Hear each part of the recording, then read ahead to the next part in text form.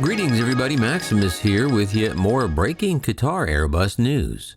So maybe you saw my recent video about how in an interview with CNBC, Qatar Airways CEO Akbar Al-Baker proclaimed that Boeing is far mightier than Airbus. And I said Al-Baker was just saying that to take a shot at Airbus. Well, hoo boy.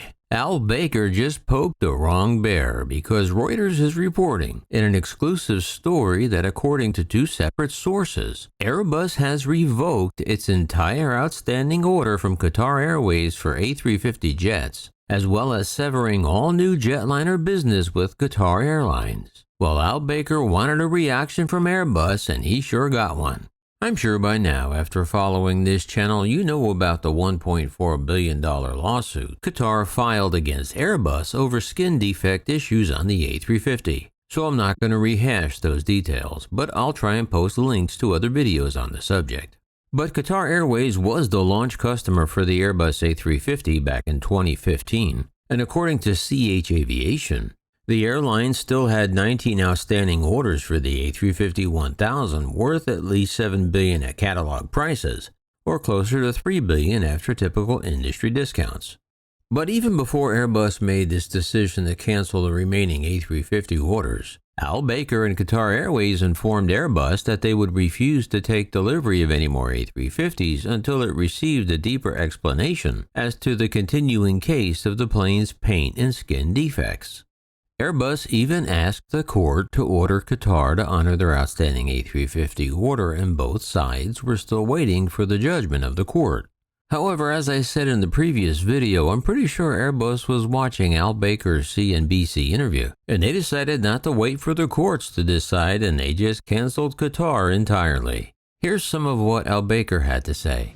You have seen in all the media that there is a problem with the aeroplane. It is accelerated surface degradation. It has nothing to do with paint. There is an underlying issue. Eventually, Airbus admitted and also admitted that they don't have a permanent solution to this, permanent fix to this. Over 18 months of very painstaking discussions with them, we had no other alternative but to go to court, because we saw that in the interest of our industry, we had no other alternative. And till today, though they publicly say that they are trying to have an amicable settlement, they are not. We want the problem to be fixed.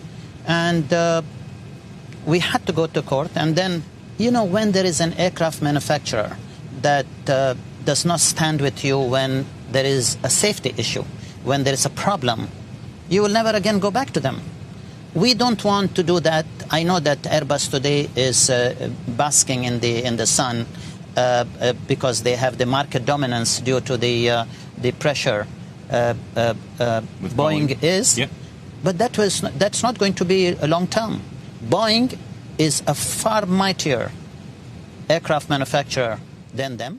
This sweeping new A350 cancellation comes 6 months after Airbus also revoked the entire contract for 50 smaller A321neo jets in retaliation for Qatar refusing to take A350 deliveries. In total, Qatar has grounded 26 Airbus A350s in the wake of the discovery of the composite skin defects.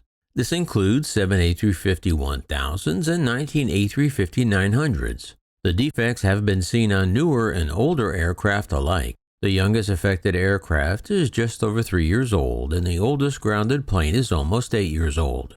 This latest move is likely to cause both sides to dig their heels in deeper than ever, but Airbus insists that Qatar is using the dispute to bolster its finances and reduce its fleet of costly long-haul jets as the long-haul market continues to sluggishly recover from the pandemic. So barring a miraculous settlement, the trial is scheduled to begin in 2023. And just like that, Qatar and Al-Baker's winning month of July comes crashing back to earth again. Or maybe not, because there will likely be one clear winner in all of this, and that's going to be Boeing. And Qatar and Boeing had a big Farnborough this year that saw Qatar order up to 50 MAX 10 jets, and they already have 74 orders for Boeing 777X jets on the books, and according to Al-Baker, they plan to order more. Plus, now that Boeing will begin shipping the 787 again, Qatar Airways could convert some of those 777 orders into Dreamliners. Well, that's all I have for now. But stay tuned to this ongoing soap opera I like to call As the Airbus Turns, because I'm sure there are many more plot twists yet to come. Well, I'll wrap it up for now. And before you go, I'd greatly appreciate it if you'd consider subscribing, because it helps us grow and it helps us get noticed by the YouTube algorithm. And so do likes. If you like the content, please be sure to hit that thumbs up and ring the bell so you'll be notified whenever we release new content. And as always, remember, leave the rubber on the runway and your troubles on the ground. And I will see you next time in the air.